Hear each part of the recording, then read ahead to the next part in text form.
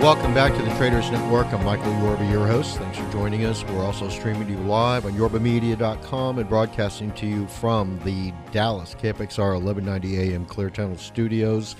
All right, we have got two special guests. Vincent Molinari, he is our crowdfunding and impact investing correspondent from Gate Global Impact, and Vince has brought a special guest with him, Fernando De Sousa. He's the general manager for Africa Initiatives for Microsoft's South African division. All right, welcome to the show, Vincent.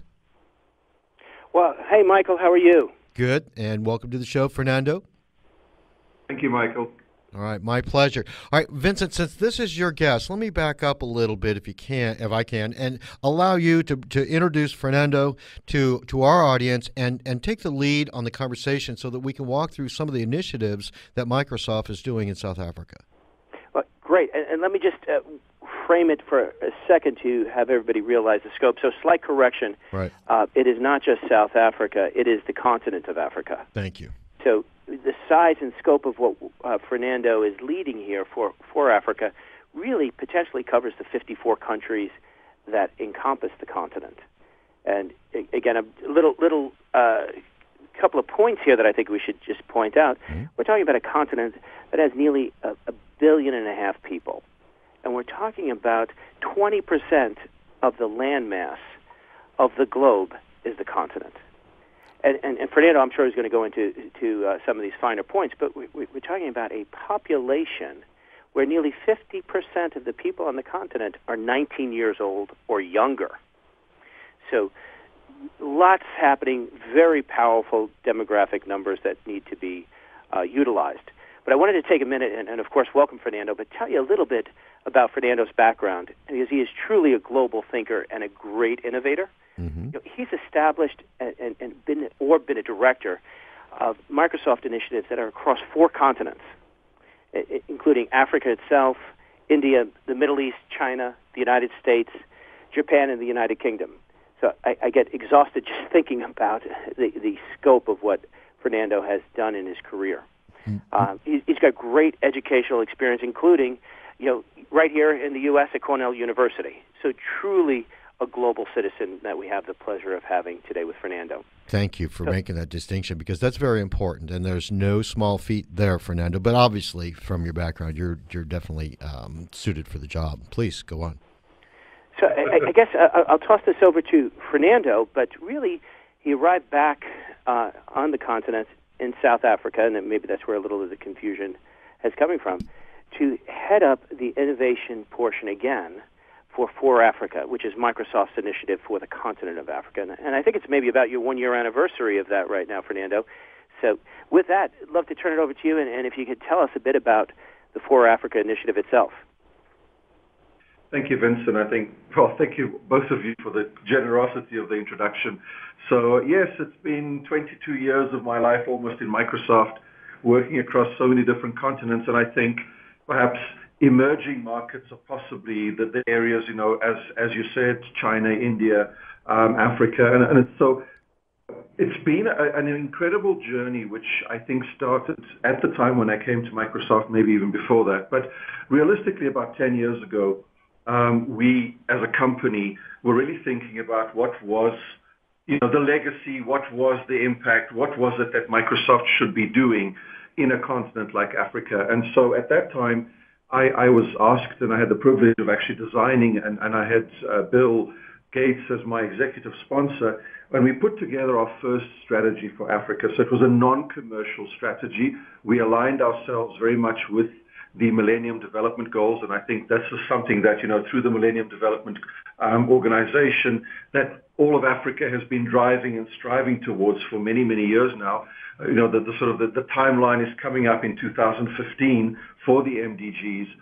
And so as Microsoft, we sort of thought to ourselves, so how do we contribute to the African continent achieving those Millennium Development Goals? And of course, we focused on areas around, education, around the development of technology, and so on. And we did, and we executed that strategy for a number of years. There was quite a degree of success. I subsequently moved on. I went and ran Microsoft in Saudi Arabia. I was Chief Operating Officer for Middle East and Africa for a period of time, but continued always to be involved in Africa. And a couple of years back, maybe 2.5 years back, it came time to really rethink, and I think this is where the crux of what you refer to, Vince, of the demographics of Africa, because Africa in the last 10 years, even the last 5 years, has changed unbelievably. It's probably the most dramatic change. People tend to be very focused on India and China, Brazil, the BRIC countries, Russia perhaps, but I think we tend to forget the amazing change in Africa. And the first one, as you mentioned, is the population demographics. There's a McKinsey report that came out recently which refers to the growth of the workforce in the world. And Africa, by 2018, will have the world's largest workforce. Just over 500 million people will in Africa be in the workforce. And so these start to become quite staggering statistics. And then the youth of the population that you also referred to. So as Microsoft, again, we looked at how Africa's changing, democracy, social norms. I mean, countries are holding democratic elections. Presidents of countries are actually stepping down.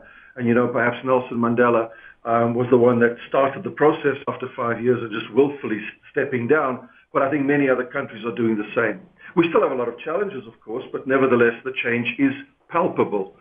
But more importantly, and we really listened to the voice of the young people in Africa, and what's coming across loud and clear, and this ties, in fact, Vince, to the work that you do, which is the young people in Africa are saying, we don't want aid, we want trade. We want to develop our own capabilities, and we want to be globally competitive. And all of this data, all of this change led us to get back together again as a team, rethink our strategy in Africa, and design what is now the version of our Africa strategy, which we named Microsoft for Africa. We launched it in February 2013, so you're absolutely correct. We've just clocked our first anniversary, and we're feeling like we can now start to walk. We stopped crawling, and we're now starting to walk.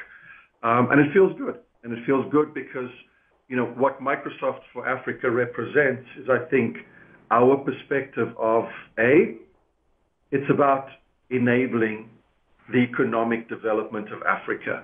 It's about Microsoft participating, not taking the lead, but really, really enabling the population of Africa to drive its global competitiveness, to become that entity which we firmly believe will drive innovation, will drive technology, the knowledge economy in the world. And so our objective and our ambition is to see Africa become a net producer of technology, which today I think very few people would recognize or acknowledge that Africa, could perhaps play a role in that space.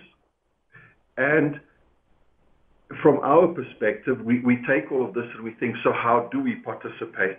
And so we made the conscious decision to focus on skills, creating world-class skills, focus on innovation of technology, innovation of business models, innovation of, and again, to your work that you do, Vince, but, focus on how do we create an investment climate in Africa, because this is something that will really, really drive the economic development. And finally, and this is a really important concept, and there are many, many organizations thinking about this today, which is affordability of access, affordability of usage, affordability of, just ownership or participation in the revolution that is taking place both in mobile and also across the cloud technology. So in a nutshell, that's where we stand. We've spent the last year really, really testing out a lot of theories, a lot of opportunities, and we're feeling very good about it.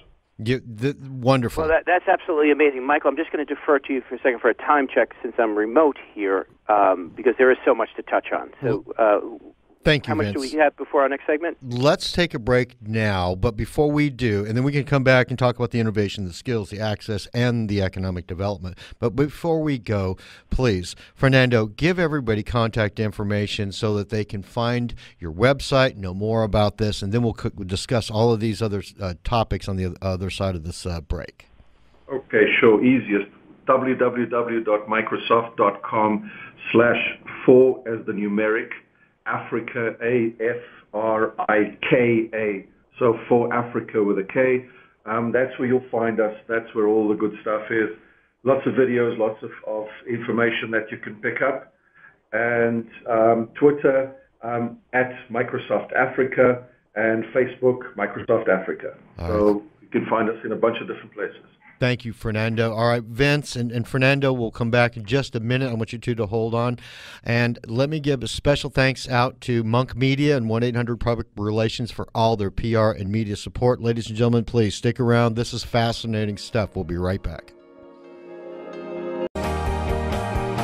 Welcome back to the Traders Network. I'm Michael Yorba, your host. Thanks for joining us. And we are streaming to you live on yorbamedia.com and broadcasting to you from the Dallas KFXR 1190 AM Clear Channel studios. I am joined by Vince Molinari, founder of Gate Global Impact, and Fernando De Sousa. He's the general manager of 4Afrika Initiatives, Microsoft's African initiative. All right, welcome back, gentlemen. Please, if we can pick up where we started or where we left off about the initiatives, the innovation, the skills, the access, and the economic development. I'd really love to hear about that. Great, Michael, thank you. And I'm going to jump in here because we can have Fernando back for 20 more segments. So this is an advance invitation, Fernando. We need you back quickly because there's so much ground to cover here. I wanted to point out a couple of things where I think it's so important to understand and emphasize what Fernando, 4Afrika, and Microsoft are doing. When we talk about the Millennium Goals, we're talking about the United Nations Millennium Goals. And what Microsoft has been doing as a leader in corporate social responsibility, and year after year coming in at the top of the pack, if not number one like last year, and demonstrating leadership of how to be a good corporate, socially responsible citizen.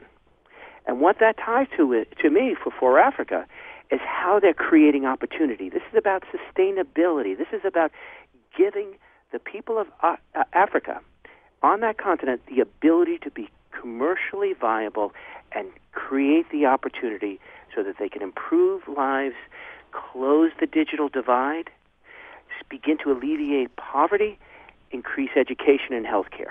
So hats off to you, Fernando, and 4Afrika and Microsoft itself for the amazing leadership and work that you're doing. And with that, I'd love for you to tell us about TV white spaces and broadband access, because I think that is one of the most amazing initiatives that is occurring that you're leading within the continent. Okay, and so I think to all the issues that you just described, I think it's very clear that access, the ability to participate in the global revolution, in the knowledge economy, is the crux of Africans, or in fact any emerging market or any underserved population in the world, because it's important to understand the context here, is that the technology of TV white spaces is not just an African phenomenon, but it's actually something that we've deployed across many countries around the world. We actually ran this technology in the city of Bellevue in Washington State as a way to test the usability of the technology within an urban environment. Across even the United States, there are segments of the population that are not as well served in terms of broadband. So this is important. This is probably the foundation of economic development in the 21st century. And the TV white spaces technology, in really simplistic terms, is the usage of the television, the terrestrial television broadcast spectrum. So we basically allow or enable the sharing of that spectrum. So television continues to broadcast, but we're able to broadcast broadband. And so we do this using the same antennas, the kind of old-fashioned fishbone type of antennas that are used for television. And these, again, are ubiquitous across pretty much every single market, even the poorest markets in the world. There's a television antenna somewhere. We've worked with many different manufacturers and engineers to create the radios and the devices that are actually used. And essentially, we create a broadband distributed network that delivers Wi-Fi pretty much anywhere in the world using the television broadcast spectrum. One of the considerations, of course, was that there probably would be no electricity in the areas where this would be best used. So therefore, we've configured the entire infrastructure to work either with solar or with wind energy sources. So we're also addressing, the clean energy aspect, the renewable, the sustainability of this environment, and making sure that we're actually putting, technology on the ground that enables people to continue to use it. As an example, we started in Kenya for the African context. We went from a very small village up in the northwest of Kenya in the Nanyuki province. We've now grown this to a few 100,000 people that we're starting to cover across Kenya. President Kenyatta, just after his election, visited Nanyuki. This whole initiative has exploded to the point where the president has instructed his government to basically create a full one device for every school child type of scenario, and he believes that the reason why this will now work is because the TV white spaces technology will bring connectivity to Kenya. He's tasked our partners, because again, Microsoft is doing everything through partnerships on the ground. He's tasked our partners to basically cover 80% of all of Kenya within the next 3 years. The projects have continued. We have a project in Tanzania. Can I just pause you, and I apologize to interrupt you, but I just want people to really understand the power of what you're saying here. We're talking about using effectively the analog television signal. That's correct. Which is cheaper, more access, both for the infrastructure and the distribution, travels further because of the level of the frequency. And you're pioneering that to distribute broadband Wi-Fi connectivity to rural communities around the world that don't even have electric, and now you're pulling in solar panels in a carbon reduction format to power this. So you're creating electrical grid, you're creating Wi-Fi, and now that's going to drive education, knowledge base, healthcare. And what we keep talking about is the commercial viability of the opportunity. That is just amazing. And I'm sorry, please go on. I just wanted to emphasize a bit what was really happening. No, that's fine, Vincent. I think that this is one of the core principles of our approach to this technology has been, it has to be about an economic model. There has to be an economic self-sustainability to doing this. So not looking for government subsidies to fund the networks. And so part of this has been that we've created a set of entrepreneurs on the ground. So we essentially, we fund and we train and we support and we incubate. So through our Microsoft Ventures Fund for Africa, we are starting to incubate these small business owners who are essentially becoming agents. And what they do is they effectively provide web access, internet access, and power in sort of locations, in small hubs. And so there's also the entrepreneurial and the job creation, because, you know, we need to understand technology, any form of technology, is going to have to enable job creation. This is the number one, you know, concern, and the number one issue across all of Africa is creating jobs. And so we are very, very focused on the economic model that drives this. And I think that is possibly what has caught the attention and the interest of, you know, 20-odd governments in Africa who have all expressed interest. We have 6 governments now, 6 countries where the technology is being deployed. And again, the interesting part of this, Vince, is that what we are finding is, for instance, so Kenya is about government services, small enterprise, schools, clinics. But Tanzania is about universities and university students and campus. Botswana is about remote telemedicine. Namibia is about small entrepreneurs. Morocco has come to the table and said they want to connect all the small businesses. So South Africa, and the pilot is being worked on right now, and they have a different perspective as well. So I think it's one of the most interesting, perhaps again, self-enabling aspects of what we are doing with the TV white spaces is that countries, governments, communities, citizens of countries are saying, we actually think that the broadband access is most well used in A, B, or C. You know, we want to get all the clinics online. We want to do e-government services. We want to make sure people can vote. There's a democratic process that we want to drive. And I think that is truly empowering to the communities and the population of Africa. And that turns out to be the right model as far as we are concerned. Wow. Well, great. I know we're winding down here, and time is flying, Fernando. One quick point, and I see this here. I see the technology being innovated and pioneered in Africa, and you touched on Washington State.